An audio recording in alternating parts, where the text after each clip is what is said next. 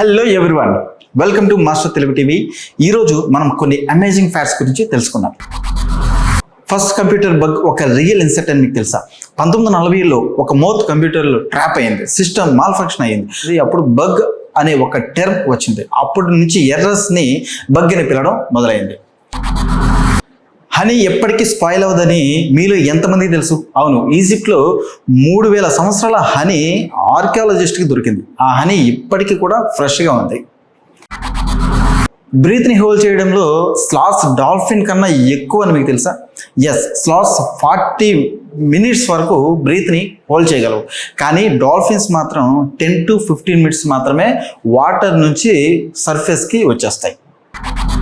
రోజు రోజుకి ఏఐని వాడడం బాగా పెరుగుతుంది. ఇప్పుడు జపాన్లో ఏఐని వాడి ఫ్యూచర్లో వచ్చే వాల్కనో ఎరప్షన్ని ముందుగా ప్రెడిక్ట్ చేస్తున్నారు. దీనివల్ల చాలామంది లైఫ్స్ సేవ్ చేయొచ్చు. ఈవీ వెహికల్స్ ఇప్పుడు డ్రైవింగ్లోనే ఛార్జ్ అవ్వగలవు. అవును, స్వీడన్ అండ్ యుఎస్లో ఇండక్ట్ ఛార్జింగ్ రోడ్స్ టెస్టింగ్ ఫేజ్లో ఉన్నవి.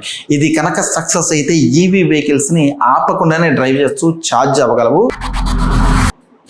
మనుషుల డిఎన్ఏ 60% వరకు బనానా డిఎన్ఏస్తో మ్యాచ్ అవుతుందని మీతో ఎంతమంది తెలుసు? ఎస్, మీరు విన్నది కరెక్టే. మనుషుల డిఎన్ఏ బనానా డిఎన్ఏస్తో 60% సింక్ అవుతుంది.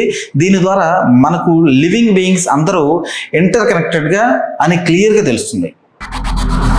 మనిషి ఒక నిమిషంలో సుమారు 20 times ఐస్ బ్లింక్ చేస్తారు. ఒక రోజుకి 28,000 సార్లు మనం ఐస్ బ్లింక్ చేస్తాం, కానీ దాన్ని మనం నోటీస్ చేయం కదా. మీకు తెలుసా, ఇంటర్నేషనల్ స్పేస్ స్టేషన్లో ఒక రోజుకి 90 minutes మాత్రమే ఉంటాయని? అవును, ఆస్ట్రోనాట్స్కి ఒక డే అంటే 90 minutes మాత్రమే. ఎర్త్ 27,000 km/h స్పీడ్తో తిరుగుతుంది. ఇది ఒక ఫుల్ ఎర్త్ ఆర్బిట్ని 90 minutesలో కంప్లీట్ చేస్తుంది. సో వాళ్ళకి 24 hours 16 సన్రైజెస్ అండ్ సన్సెట్స్ ఉంటాయి. షార్క్స్కి టీత్ ఎప్పుడు అయిపోవు. ఎస్, ఇది నిజం. షార్క్స్కి లైఫ్ టైంలో 30,000+ టీత్ గ్రో అండ్ రీప్లేస్ అవుతాయి. ఒక టీత్ పోయిన వెంటనే కొత్తవి వస్తాయి. నిజంగా షాక్ కదా.